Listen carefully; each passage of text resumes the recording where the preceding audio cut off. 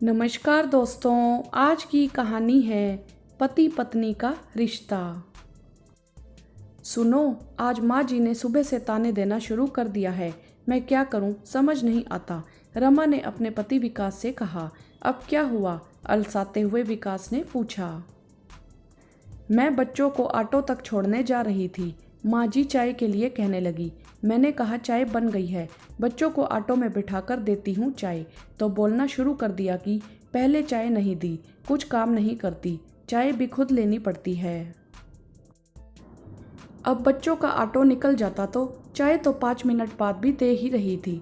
5 minute पहले दे दो तो इसे तो चाय देने की आफत रहती है। मैं क्या करूँ?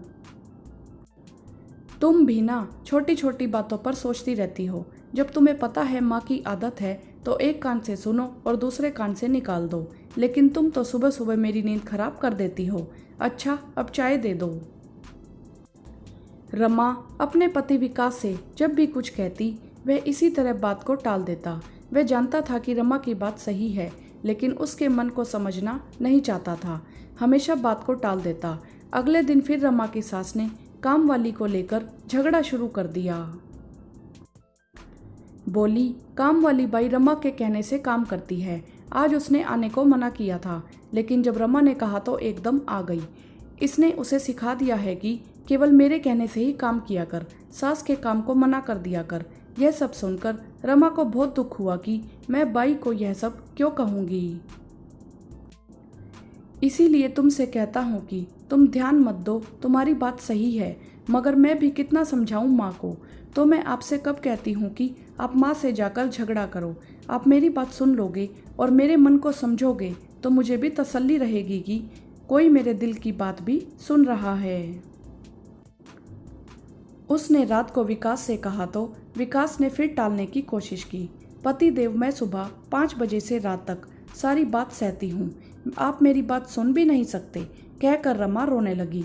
अब विकास को दुख हुआ और रमा से बोला, तुम तो जानती हो माँ की आदत है, अब उनसे कहकर फिर सुनने से क्या फायदा।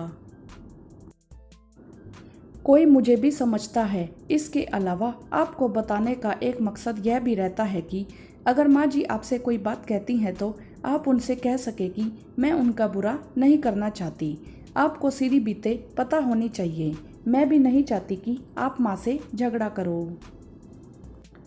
बस इतनी सी बात तो हमारी श्रीमती जी के दिल का रास्ता उनके दिल की बात सुनने से मिल जाता है। यह तो बहुत आराम से कर सकता हूँ अगर आप इससे खुश होती हैं। मुझे तुम्हारी भी खुशी चाहिए। घर में हर समय झगड़ा अच्छा नहीं लगता। आप ही बताइए, आपके अलावा मैं यहाँ किससे बात करूँ? आपसे बात करके मेरा मन हल्का हो जाता है। यह सब बातें ना तो मैं अपनी माँ से कर सकती हूँ, ना ही किसी सहेली से। अपने घर की बात बाहर ले जाना मुझे पसंद नहीं, और अगर आप भी मेरी बात नहीं सुन सकते तो मैं मन ही मन सोचती रहती हूँ। तुम्हारे जैसी समझदार पत्नी पाकर मैं धन्य हो गया। आज मुझे तुम्हारे दिल तक पहुंचने का रास्ता मिल गया है। अब तुम्हें कोई शिकायत का मौका नहीं दूंगा, कहकर विकास ने अपनी बाहें फैला दी। रमा भी मुस्कुराकर विकास की बाहों में समा गई। दोस्तों, अगर पति पत्नी की बातों को सुन ले तो पत्नी के मन का भी गुबार निकल जाता है, उसकी काम करने की शक्ति बढ़ जाती है। जरूरी नहीं पत्नी हमेशा लड़ने के लिए ही कोई बात करेगी। अगर पति भी पत्नी की बात नहीं सुनता तो पत्नी के मन में बातें इकट्ठी होती रहती हैं और एक दिन ये बातें घर में संग्राम छेड़ने की वजह बन जाती हैं। आपकी इस विषय में क्या राय है? आप हमें कमेंट करके ज़रूर बताएं। वीडियो को लाइक करें, शेयर करें और चैनल को सब्सक्राइब भी करें। धन्यवाद।